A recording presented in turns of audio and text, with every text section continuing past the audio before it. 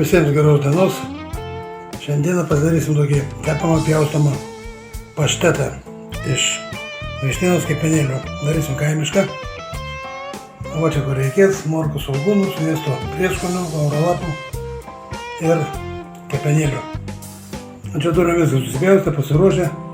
Taip pat įdėsim paprikos, 2 spalvų truputį ir česnako. Ir dabar einam kepti, tušinti. Tai va, čia įdėsim sviesto, negailim.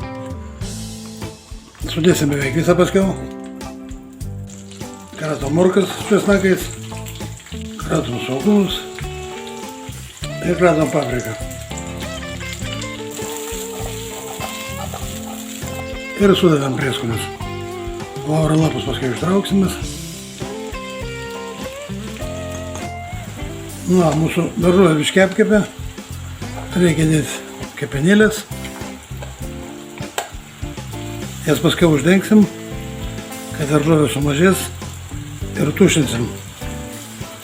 Čia mums viskas įsitušino jau. Viskas yra minkšta, ištraukiam lauralapus ir persikratom. Iš viso išeis mums apie 200 gramų. Nu ir viską trinam dabar vieną masę.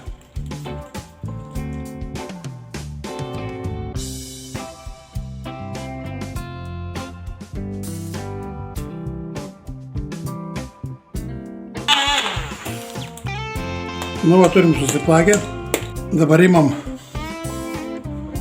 indelį.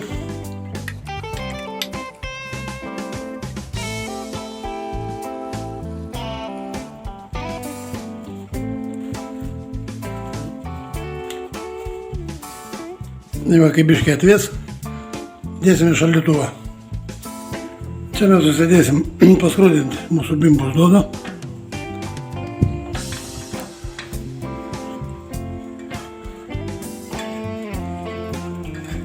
Skrudinam antrą pusę. Susipjausim į 4.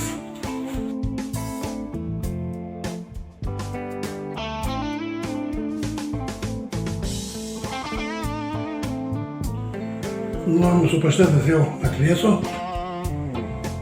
Dabar imam ir tepam ant duonos.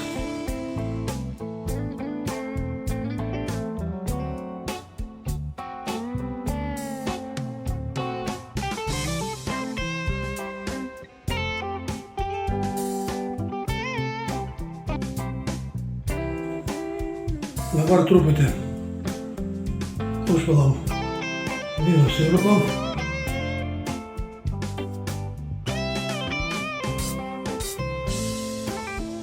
Ir po skaltelę agurko.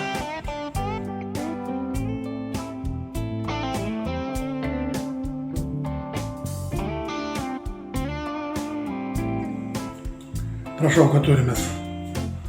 Kokią pasaką turim. Taip, kad visi prie stalo, visiems skanaus ir iki sekančio.